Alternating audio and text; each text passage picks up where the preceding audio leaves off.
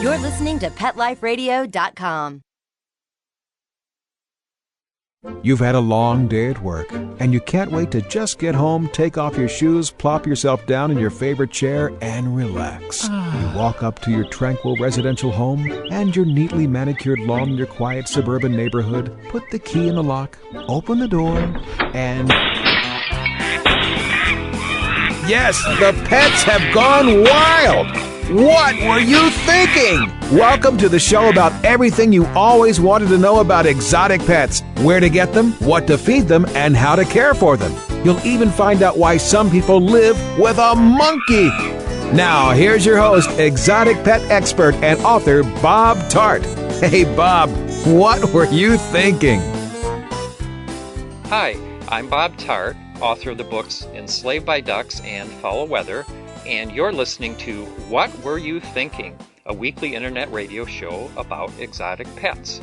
And by exotic pets, I mean anything but dogs and cats. Our guest this week doesn't own an exotic pet, at least as far as I know, and she doesn't work with or write about exotic pets either. So what's she doing on the show? We will get to that. My guest is the amazingly creative, funny, and talented Orriel Smith. Oriole grew up surrounded by operatic music almost from the moment of her birth. She attended an experimental school for young children at Johns Hopkins University. Then her family moved to Italy, where her mother had been invited to study and sing. Oriole studied at the Milano Conservatory, and she studied piano and music. Back in America, she acted in several TV shows, including The Jack Benny Show. I found that out online, and I have to ask her about that. And because of her amazing vocal ability, which you will be hearing more of soon, she recorded a series of folk singing albums in the 1960s, and these are highly prized today. Well, the list of her accomplishments just goes on and on. I first heard from Oriole when she emailed me after reading my book Enslaved by Ducks, and she was kind enough to send me a copy of her remarkable and truly one-of-a-kind CD called The World's Favorite Cluckoratura Arias. And we're going to start out talking about this incredible recording. So hi, Oriole. Welcome to What Were You Thinking? Hi, how are you? I'm great. It's so good talking to you. We've exchanged emails for a couple of years now, and I'm so glad that you're on the show. Oh, well, thank you. It's a pleasure. I like your show very much. Oh, thank you. Well, that's one person now. And if you hear a cat in the background, Maynard just jumped on my lap, and he's almost always in the way. You have a dog, right? I have a new little dog. I'm so thrilled finally to have a dog again. Yeah, you sent me her picture. Mm-hmm. And remind me of her name. Her name is Poppy, and even though she's a dog and not exotic, she's an exotic mix. She's a Chihuahua Bichon, believe it or not. Well, she is gorgeous, and she has a modeling career, doesn't she? Already? She's already done a hat shot for a website. And do you have a link to that on your website? You know, they don't have it up anymore. They just did it for a seasonal. Oh, okay. Seasonal. All right. Let's mention your website. Sure. It's www, of course, Orriel Smith, and that's O-R-R, 2 R's, IELSMITH.com. Very easy, just my name.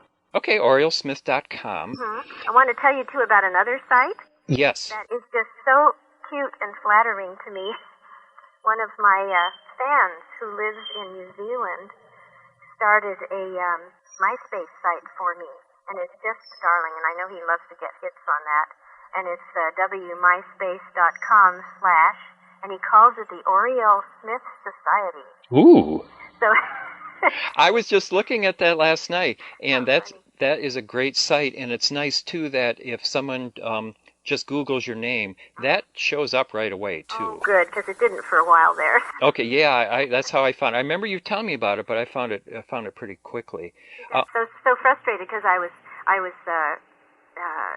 kind of being procrastinating about getting on MySpace. I said, I'll just do it myself. And someone did it for you, and it's great. It's got photos of your album covers from your folk music albums, and just all kinds of great stuff, biographical details. Mm-hmm. Yeah. Let's talk about Cluckoratura Arias. All righty. Now, there's no way... I'm going to ask you to describe the CD, but there's no way we can prepare anyone for the experience of hearing it. But probably not. how would you describe it? Well, I can tell you how it came about, because I think that helps before they put me away. Yes, please do. Hurry. I was at my singing coach's, and we were doing, because I still take lessons, I'm going to hang in there studying till I drop over. And we were doing Queen of the Night, which has got a lot of staccati, which are the short little notes for people that don't know the jargon of classical music. And it really just, as I was singing, I just suddenly went into clucking, because I thought this might as well be a chicken to a lot of people. They don't study the florid kind of music like they used to. And I swear, I looked over at my piano lady, and I saw her in a big paper mache egg with her arms sticking out, and I thought, this is great. We'll just do chicken arias, since they kind of sound like that anyway. Wow, so you had a vision complete with giant... Walter Mitty moment. Well, what song would you recommend from... The CD is called The World's Favorite Cluckoratura Arias, and it's available on cdbaby.com. Yes. That's just the letter cdbaby.com. And they can just put my name in there. Okay. And just always be sure there's 2 R's in my name. Okay. All right. And what track should we hear a snippet from? I think probably the first one, which is Queen of the Night. Okay, the Queen of the Night aria. Because it just goes full bore into it. And well, that's what we want. So let's listen to some of that right now. Okay.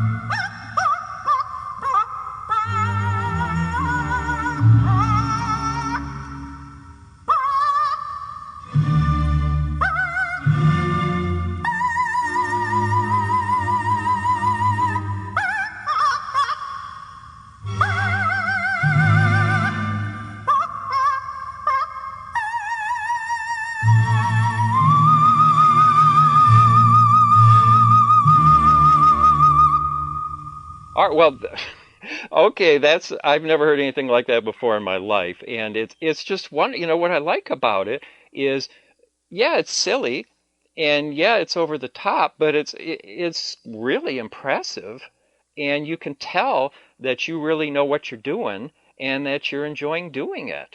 Oh, yes, it's a lot of fun, and also I really feel like I am a chicken when I do it. It's very, what was that, Strasbourg?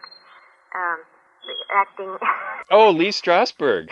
Really feel like I am a chicken when I start. So it's sort of method acting, and Yes, you've absolutely. gotten to that chicken frame of mind. Where did you record that? I recorded it at a place called Headway Music, and of course, the poor engineer was in shock for a couple of times till he got used to it. But Do you think he's all right by now? I hope so. He Yeah. moved away to Texas. I don't know. Well, and the backing is really nice. Yeah, there's one of those old accompaniment records they had years ago. And then also I had some piano player did some of the piano backups. And I'm almost done with my new CD. And that's got about double the amount of cuts on it. Really? And it's a lot more variety. So I'm doing, I'm singing, the cat is in there a lot more. You might let your cat know. Oh, okay, because I like, which cut has the cat, the duet on this? Oh, the duet is on the very last one of the current CD. That's the Shadow song. Yes, and that's towards the middle. Okay, all right, and later we'll listen to a bit of that one. Yes, but the cat, I've gotten so much nice response from the cat. I think there's more cat lovers than hen lovers, although... I think so. Chickens, that's pretty exotic. It is exotic. Yeah. Now, did you ever have any hens? I never did. You know, I was one of those little children who lived in Washington, D.C., and then I lived in New York City, and then I was in boarding school, so pretty much my life revolved around what I think are adorable animals, or parakeets. Oh, I love parakeets. Oh, and I love I love that kind of bird and reptile eye with the open eye. Yeah. So I would just fall in love with lizards and turtles and have that open eye. Now, do you still have parakeets? No, I don't. I don't have parakeets. I had cats for a while. Yeah. My favorite was Cat R. Pillar. We called him. His name was Cat Randolph Pillar. That was I like that. his name. And we had Mehitabel and interesting cats. And then my big love of my life was a golden retriever, and I had her about 11 years. And then I really didn't have pets after that. It was such a trauma not having her with me. Yeah, it's tough. It's tough.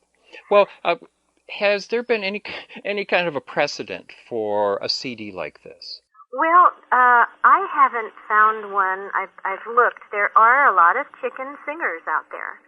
And Really? If you go in and look for chicken music, but people are just kind of using either chicken sounds, true chicken sounds, and doing Christmas carols. I haven't seen anyone actually full bore do real singing. Is there like a genre of novelty operatic recordings or anything like that? There used to be several ladies that kind of made, well, of course there's always, I can't think of her name right now, but I will. There was a lady who sang very badly, her operatic arias. I think I remember her from the Tonight Show years ago. Wasn't she on there occasionally or not? I think so, and also there was a lady in the 1930s. That was she? I didn't see her in a Marx Brothers film, did I, or something? Could have. Yeah. So we. My mother would play that for me, and I'd fall over laughing. So. Now, I saw in your bio online that your mom, was a singer and did concerts. Was she an opera singer? She was operatic, definitely. She was what they would call, we need to be sure people understand the Cluckoratura. Yes. Comes from the word coloratura. Okay, and that's... That's the high, florid soprano. Uses lots and lots of notes. It's like scat singing for an opera singer. Okay, all right. And so that was an old art that they don't teach much anymore. People still do it, of course, but it isn't looked at with such glee in the early 1900s. So the ornamental style has sort of fallen out of fashion? Well, I find that a lot of young singers aren't being taught that anymore. They do more of the lyrical stuff. And the problem is what the coloratura does, it creates a very fast mind for singing. And if you only do the long, slow stuff and the heartfelt things, you aren't brightening up your brain with learning to sing very, very fast. Oh, yeah, that's a good point. And you do teaching, don't you? A little bit. Okay, and are you... Coaching here and there. Okay, so do you teach the coloratura style a little bit? Well, I do, and I try to have people listen to it a lot, like Joan Sutherland or whoever, because that's how I learned. I listened to my mother. And the problem is you learn it almost by ear, and it's a mental thing. Well, what kind of reactions have you gotten to this CD? Mostly good. I got one fellow who was very insulted, and I think he was quite elderly. Really? What was he offended by? Just doing it at all. However, after a few emails, I won him over. Oh, did you? Very nice fellow. I just think he was taking himself and life a little too seriously. Well, I have seen some really nice reviews, too. I got wonderful reviews. I'm very, very thrilled with that. Because you can imagine, I went out there with a little trepidation. Oh, yeah. I mean, this is new territory. I mean, blazing absolutely new territory. Well, you know, Disney had, what was her name? Madam Cluck or whatever. Oh, what was that in? And that was in the 40s, the Disney musical things. Yeah. You mean the cartoons? One person mentioned that, but what I'm doing is very, very different because I'm actually doing full performance. Oh, yeah. Not just a few little clucks on a balcony or something. Yeah. And what I like about the reviews is they mention just how flawless your technique is. Mm-hmm. I mean, remember stuff. I thought, well, you know, while my brain is still almost working. Right. And I have those in my head, I might as well do them and have fun because I saw that book that said, do what you love. I can't attest to the fact, do what you love and you'll make money, but I can attest to doing what you love all at once. And so I thought, well, I love doing animal noises and I love singing Cluckoratura arias and being absolutely silly and ridiculous. So I thought I'll just do them all at once. Yeah. Now, was there anything sort of uniquely challenging about a chicken's approach to opera? Well, singing as a chicken, I found it's very exhausting. You're holding your breath at every note. Oh, yeah. To make a good cluck. Yeah. However, I find it also, I like the way it feels because I have kind of a light voice. Mm-hmm. And so by doing that little tightening, it kind of feels good. It's almost like an exercise. Now, this sounds silly, but do you actually write any of this out, or is it just you spontaneously turn it into clucking? I mean, did you have to write any parts out? No, I don't at all. In fact, I never practice the chicken. I always practice. You channel the chicken. Yes, I channel the chicken method acting because, frankly, my next CD now is going to be real again, and I don't want to take my voice off its line too much. So what I do is I practice everything normally, and then when I get in front of the microphone, I channel it. And maybe sometimes we do it in one cut, too, because I don't want to get tired.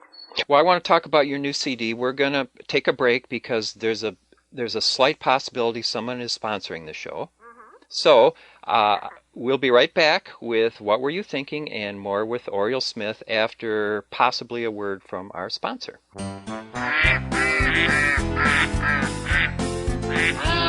What Were You Thinking? We'll be right back after Bob gets the ducks out of his living room. Don't go away.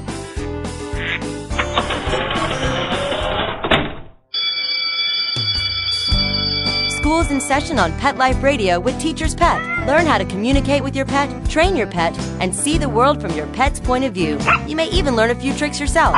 Teacher's Pet with pet expert and author Sarah Wilson. Only on PetLifeRadio.com.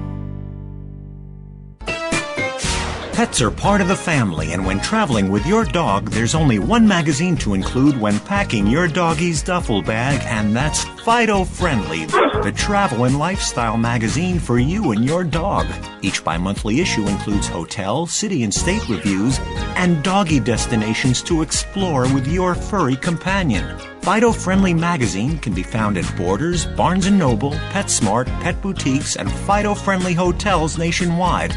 Or you can go online to subscribe at www.fidofriendly.com. So get traveling with your pet today and leave no dog behind. And remember, Fido Friendly's the only magazine dedicated to the travel lifestyle of man's best friend, and the one magazine your dog will thank you for.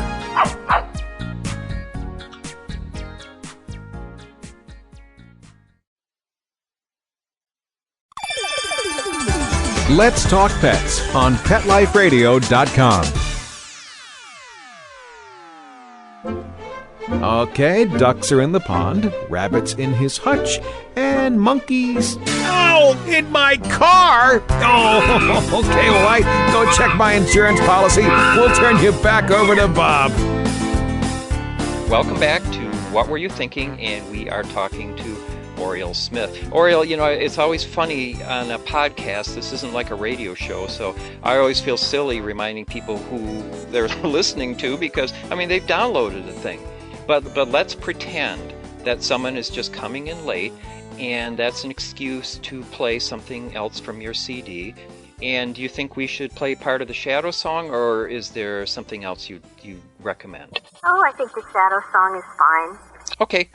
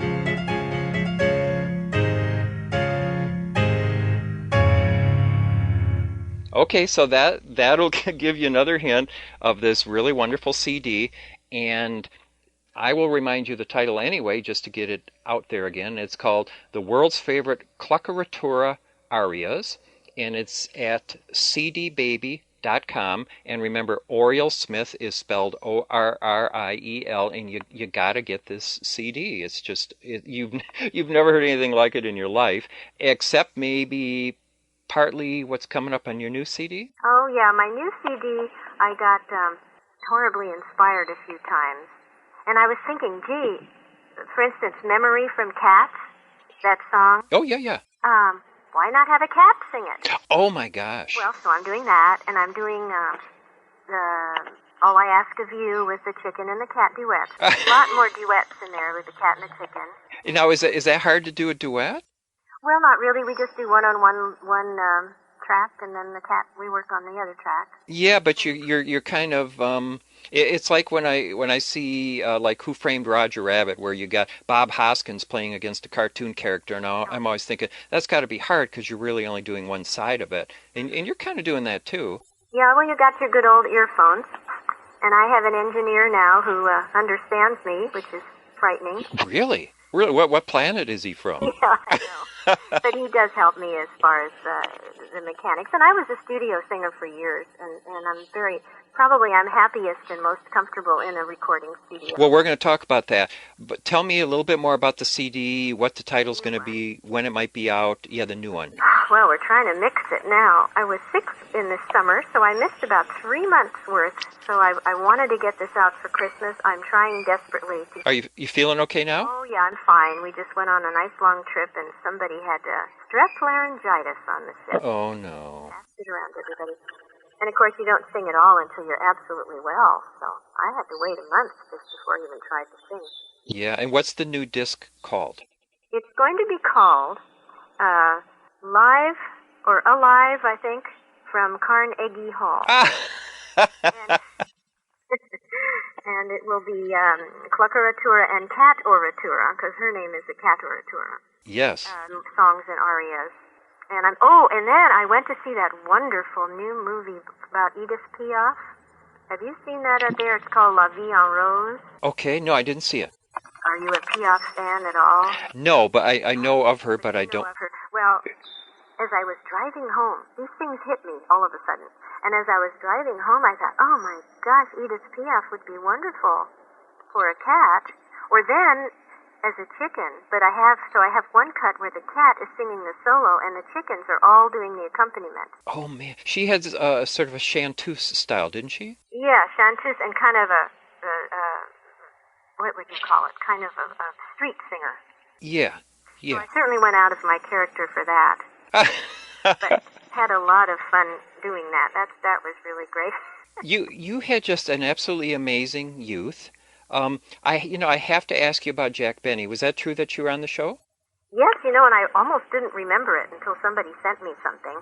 Okay, because I think I've got a bunch of Jack Benny's old radio shows, and Linda and I listen to them all the time, and I think they're about the funniest thing I've ever heard in my life. Oh, I love Jack Benny. Yeah. Now, how did that happen, and what did you do on the show? Well, I played a part of a little, I think it was a harem girl or something. Mm-hmm. And it was one of the, of course, later ones. I'm not that old.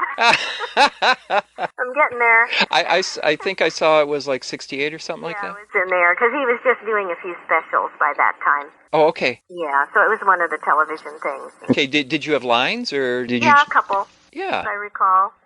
Yeah, and you were... Now, this, I know, I love TV shows from the 50s and early 60s, but I have not heard of a show. Was this a series, Mark of Distinction? Oh, Mark of Distinction. Boy, that's a mystery. Oh, that's kind of funny because it involved animals. That's right. That's one reason I'm bringing it up. Now, was that a series or just one show? It was a movie. Okay, it was a movie. And it was done in Salinas, California, and I was in high school. And it had a couple of songs in it. And so they chose me for the part, but what I thought was hysterical. There was a man, he's still alive, Chuck Eisenman. And he had London the Wonder Dog. Do you remember that show? I don't remember London the Wonder Dog. You sent me a photo, though, a couple years ago. He was very famous in Canada. And his dogs had 500-word vocabularies. I've never seen anything like it. And they were totally trained. But he had London, and his two sons were his stand-ins, right? So they wouldn't hurt themselves. Oh, that makes sense. Well, of course, I didn't get a stand-in. I was human in this movie. And the things that happened, rolling down hills, and then they'd say, no, hold London, have Thor go pull her by the arm. And oh, man. And these dogs were like 100 and some pounds. Oh, man. It was hysterical. But anyway, I've never seen hide nor hair, so to speak, hide nor fur, of that movie anywhere, and I've been looking for it because I thought, boy, that would be funny party if nothing else. That would just be great. I remember seeing on television a dog, and I think it was a German Shepherd, that the owner would give it a long, complicated series of instructions, and the dog would do all those things consecutively. So could that have been London the Wonder Dog? It might have been. It might have been. If you go on... Oh, he was also... You remember The Littlest Hobo? Oh, sure. Okay, that's the same dog then. Oh, okay.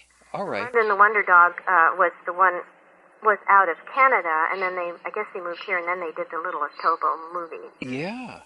Yeah, I saw that when I was a kid, or I was young, yeah. So you can Google that. Okay, I will do that.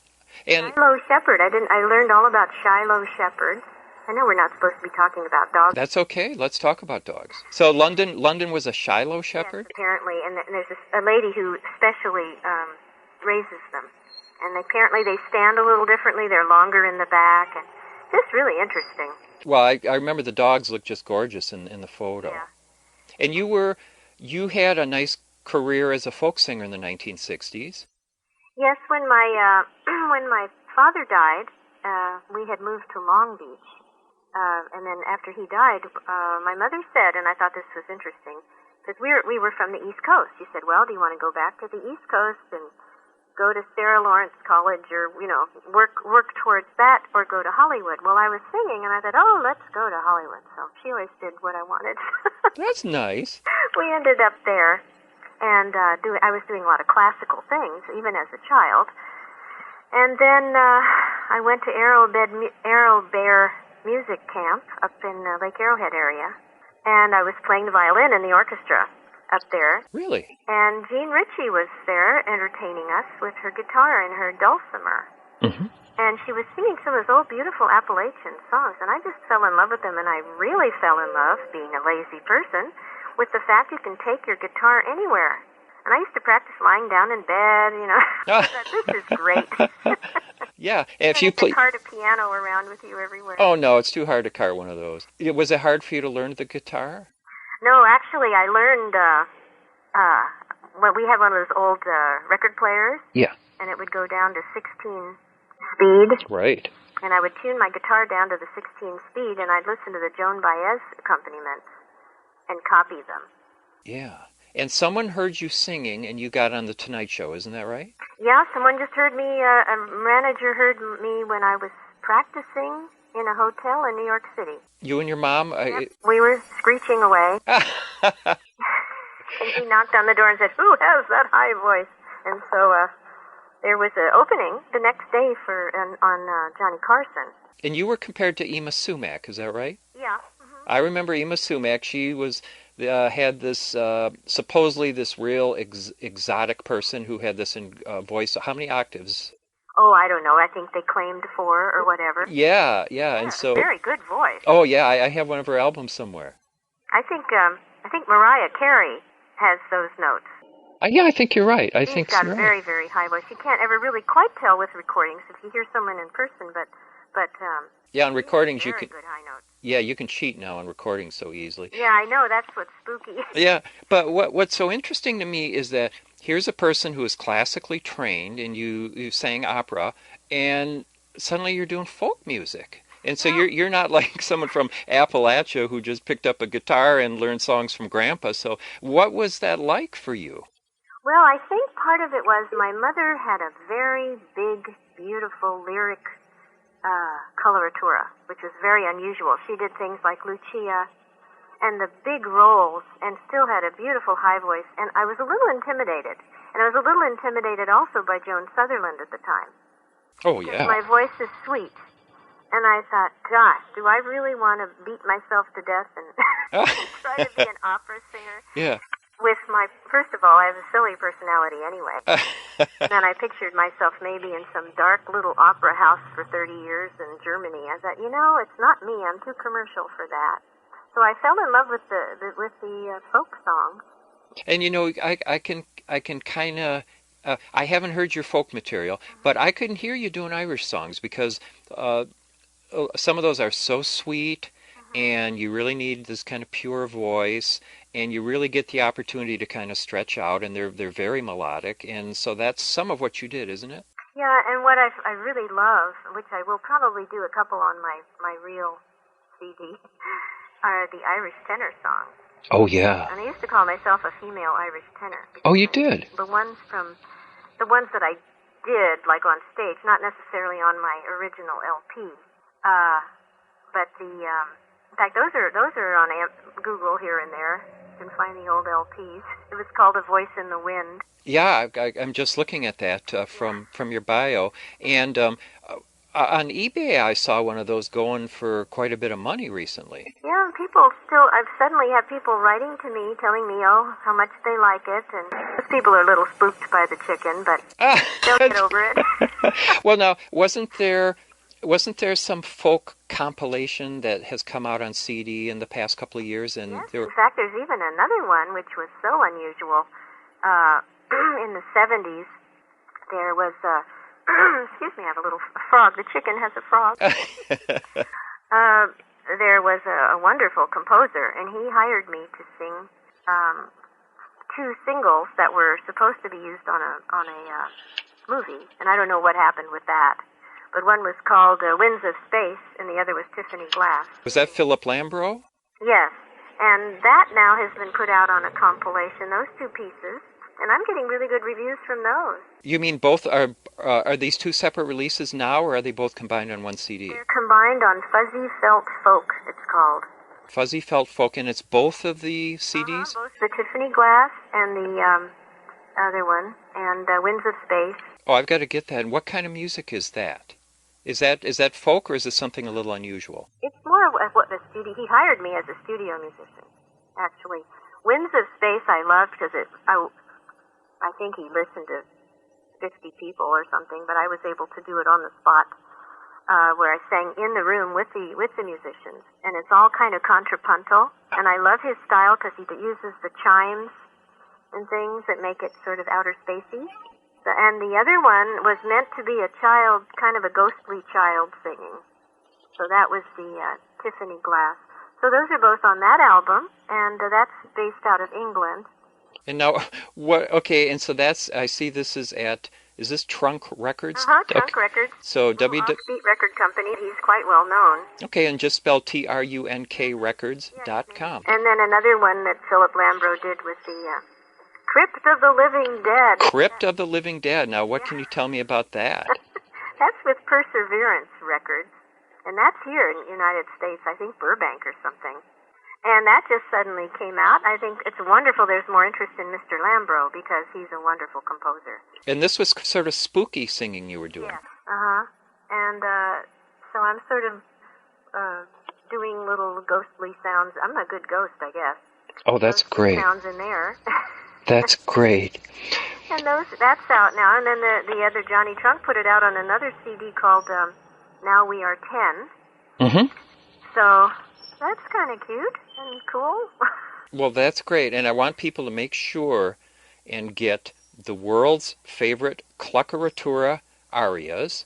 And again, that's on cdbaby.com, and it's by my guest, Orriel, Orriel Smith. And I want to thank you so much for talking to me today. And tell me again, remind me the name of the CD that we can look forward to. It will be called Alive from Carnegie Hall. Alive from Carnegie Hall, and I'm really looking forward to that. And thanks a lot for talking to me. I've just, I've emailed, we've emailed back and forth for years. We've never spoken before, and I'm just so happy to get a chance to talk to you. Well, it's wonderful to hear your voice. All right, well, thanks, Oriole. Thank you. Bye-bye. Bye-bye.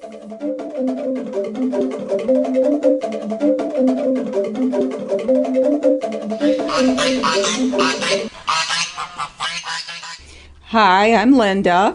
Thanks so much to Orriel Smith for being with us this week. Oriole, you're just amazing, and I love this CD, and all the chickens of America, thank you. And in there, you sound a little bit like you're about ready to lay an egg, so that's very impressive. Thank you so much. Next week, I'll be interviewing my friend Janet Tweston, who talks about a few of her many exotic pets. If you have interesting stories about your pets, anything except a cat or a dog, you could be the next guest on our show. Email us at bob@petliferadio.com and tell us a little about your pets. That's all for this week's episode of What Were You Thinking? Thanks to our producers, and thanks again for listening. Bye-bye.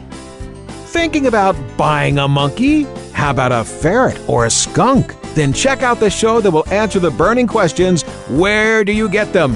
What do you feed them? How do you take care of them? And most of all, what were you thinking? With exotic pet expert and author Bob Tart, every week on demand from PetLifeRadio.com.